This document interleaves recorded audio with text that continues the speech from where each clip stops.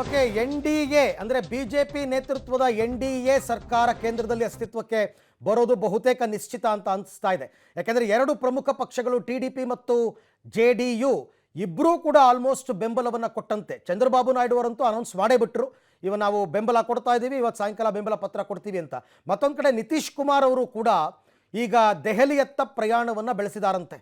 ಅರ್ಥ ಇವತ್ತಿನ NDA ಸಭೆಯಲ್ಲಿ ಅವರು ಭಾಗಿಯಾಗ್ತಾರೆ ಅಂತ. ಸೊ ಹಾಗಾಗಿ NDA JDU ಕೂಡ ಬೇಡಿಕೆಗಳನ್ನು ಇಡ್ತಾರೆ, ಇಲ್ಲ ಅಂತ ಅಲ್ಲ. 12 ಸ್ಥಾನಗಳನ್ನು ಅವರು ಗೆದ್ದಿದ್ದಾರೆ. ಹಾಗಾಗಿ ಈಗ ಅವರು ಕೂಡ ಕೆಲವು ಬೇಡಿಕೆಗಳಿರ್ಬೋದು, 2-3 ನನಗೆ ಮಂತ್ರಿ ಸ್ಥಾನವನ್ನು ಕೊಡಿ ಅಂತನ್ಬಿಟ್ಟು, ಜೊತೆಗೆ ಅವರ ರಾಜ್ಯದ ಅಭಿವೃದ್ಧಿಗೆ ಸ್ವಲ್ಪ ಅನುದಾನ ಜಾಸ್ತಿ ಕೊಡಿ ಅಂತನ್ಬಿಟ್ಟು ಇವೆಲ್ಲವೂ ಕೂಡ ಇರುತ್ತೆ. BJP ಅವರು ಕೂಡ ಇದೆಲ್ಲವನ್ನು ಒಪ್ಪಬೇಕಾಗತ್ತೆ. ಒಪ್ಪಿ ಎಲ್ಲರನ್ನೂ ಒಗ್ಗಟ್ಟಿನಲ್ಲಿ ಕರ್ಕೊಂಡು ಹೋದರೆ ಸರ್ಕಾರ ಸೇಫ್ ಆಗಿ ಮುನ್ನಡೆಯುತ್ತೆ. ಸೊ ಹಾಗಾಗಿ ಈಗ BJPಗೂ ಕೂಡ ಬಹುಮತ ಬಂದಿಲ್ಲದೆ ಇರೋದ್ರಿಂದ ಇವರೆಲ್ಲರ ಬೇಡಿಕೆಗಳಿಗೆ ಅವರು ಒಪ್ಪುತ್ತಾರೆ, ಒಪ್ಪಿಯೇ ಸರ್ಕಾರವನ್ನು ಮುನ್ನಡೆಸ್ಕೊಂಡು ಹೋಗುವಂತಹ ಸಾಧ್ಯತೆಗಳು ಈಗ ದಟ್ಟವಾಗಿ ಕಂಡು ಬರ್ತಾ ಇದೆ. BJPಗೆ ಸದ್ಯಕ್ಕಂತೂ ಈಗ ಆನೆ ಬಲ ಸಿಕ್ಕಿದೆ.